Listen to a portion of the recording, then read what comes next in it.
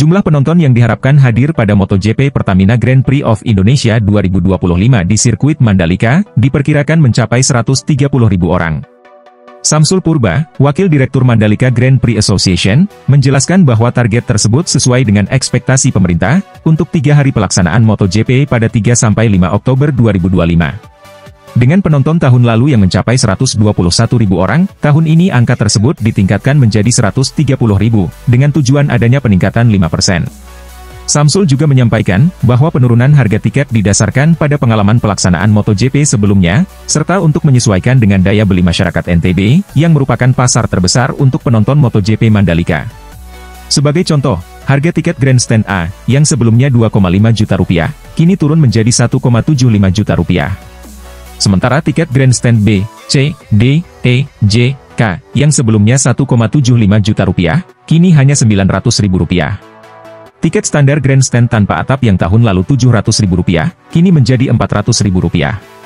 Selain itu, program Early Bird memberikan diskon hingga 60%, yang berlaku selama 2 minggu hingga akhir bulan ini. Dengan penawaran tiket lebih murah, diharapkan dapat menarik lebih banyak penonton, baik dari NTB maupun luar NTB. Selain itu, sedang dijajaki penjualan tiket dengan harga Rp25.000 untuk lokasi menonton di Bukit Segar. Rencana ini melibatkan kerjasama dengan masyarakat setempat untuk mengelola penonton di Bukit Segar. Dengan tiket sebagai sarana untuk mengontrol jumlah pengunjung.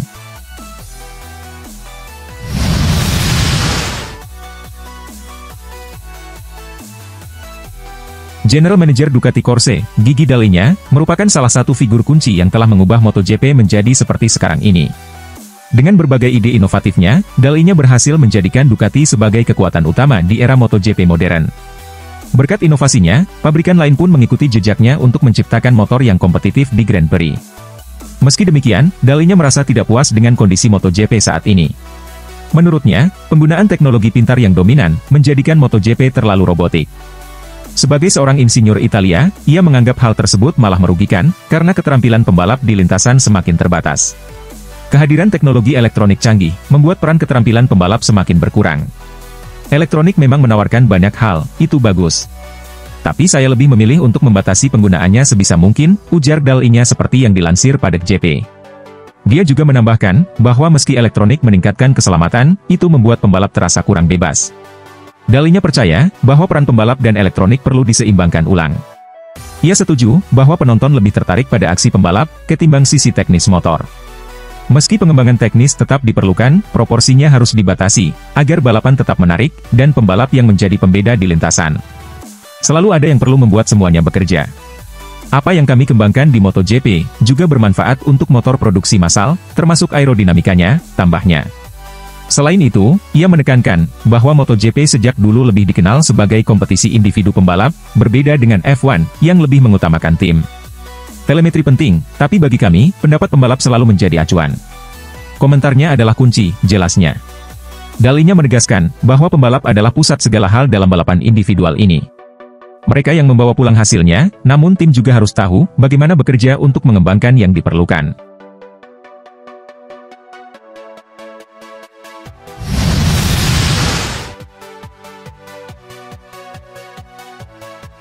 Pembalap Aprilia, Marco Bezzecchi, mengungkapkan bahwa ketidakhadiran Jorge Martin pada tes pramusim MotoGP 2025 di sirkuit Buriram, mempengaruhi seluruh tim. Juara dunia MotoGP 2024 itu, mengalami beberapa patah tulang akibat kecelakaan serius, pada hari pertama tes pramusim MotoGP 2025 di sirkuit Sepang minggu lalu, yang juga merupakan hari keduanya bersama Aprilia. Martin dibawa ke rumah sakit untuk pemeriksaan, sebelum kembali ke Spanyol untuk menjalani operasi pada hari Jumat. Setelah operasi, Martin dipastikan absen dari tes pramusim di Buriram. Ini berarti, Martin akan debut balapan dengan Aprilia, setelah hanya menyelesaikan 90 putaran di RSJP sejak November lalu. Kecelakaan tersebut memicu ketegangan, antara Aprilia dan Michelin.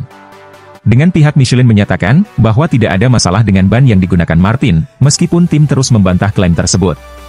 Menjelang tes pramusim di Buriram, Bezzecchi mengatakan ketidakhadiran Martin, jelas memengaruhi semua orang di tim, namun ia menyatakan tidak bisa berbuat banyak.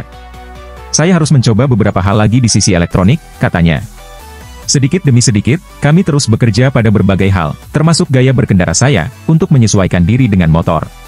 Bezzecchi juga menyadari bahwa ketidakhadiran Martin memengaruhi seluruh tim, termasuk dirinya, tetapi ia harus menerima kondisi tersebut, dan tetap fokus pada pekerjaannya tanpa mengeluh. Ia mengatakan, masih ada beberapa hal yang belum sempat dicoba di Sepang, dan bersyukur karena tes di Sepang berjalan sesuai rencana.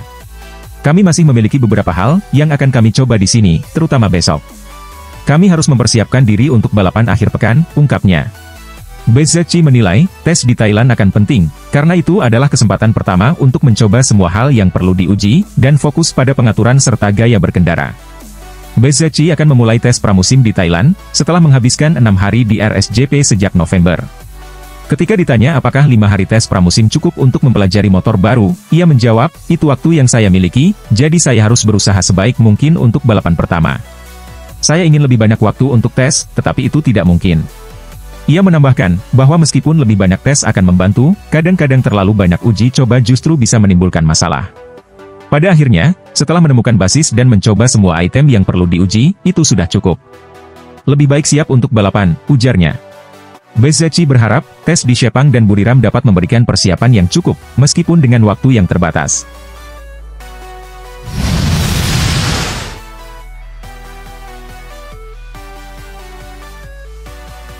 Manajer Direktur Tim Monster Energy Yamaha, Paolo Povecchio, mengingatkan tim-tim lain di MotoGP 2025 untuk tetap waspada.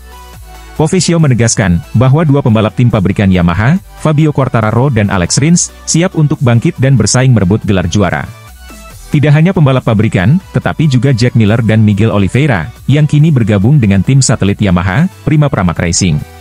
Sebagai informasi, seri pembuka MotoGP 2025 akan digelar di sirkuit Buriram, Thailand, pada 28 Februari hingga 2 Maret 2025. Povecchio menyatakan bahwa timnya masih memiliki waktu untuk mempersiapkan diri dengan baik, mengingat ada tes pramusim lanjutan di sirkuit Buriram pada 12 hingga 13 Februari 2025. Tim Yamaha sedang berusaha untuk kembali mendapatkan daya saingnya, kata Povecchio.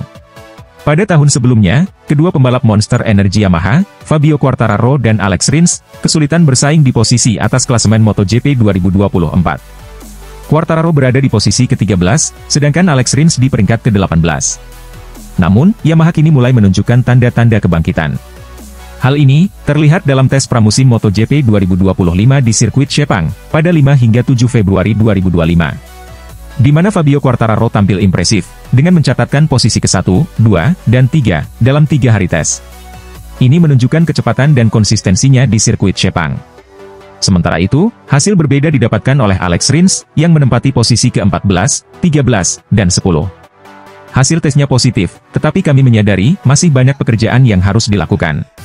Kami telah fokus pada peningkatan kerjasama, antara teknisi Jepang dan Eropa, untuk membawa Yamaha kembali ke puncak, tambah Povecchio.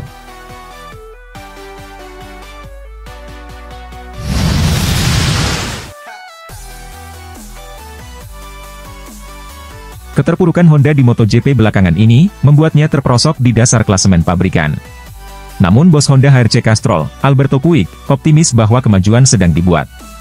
Kedua pembalap tim pabrikan Honda, Joan Mir dan Luca Marini, merasa positif mengenai peningkatan yang dicapai selama musim dingin, dengan keduanya mencatat bahwa RC213V 2025, lebih baik dalam hal memasuki tikungan, dibandingkan dengan model sebelumnya, saat tes pertama musim ini di Sepang minggu lalu.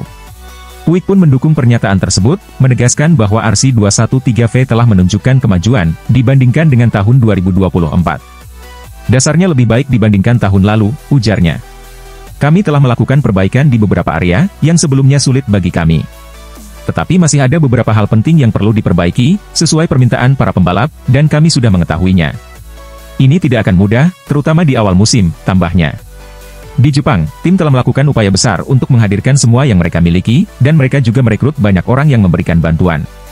Salah satu rekrutan utama Honda untuk 2025, adalah Romano Albesiano, yang sebelumnya memimpin proyek Aprilia RSJP. Meskipun masih dalam tahap adaptasi dengan Honda, Puig menegaskan, bahwa Albesiano akan memberikan kontribusi yang signifikan. Kami senang dia bergabung, kata Puig. Tentu saja, ini adalah awal baginya. Dan dia butuh waktu untuk menyesuaikan diri dengan sistem Honda, yang mungkin sangat berbeda dengan cara kerja di Italia. Pada akhirnya, Honda bukan hanya soal individu, tetapi sebuah tim, dan disinilah kami ingin menemukan kekuatan kami. Motivasi dan tantangannya jelas. Dan targetnya adalah untuk membawa Honda kembali ke posisi teratas.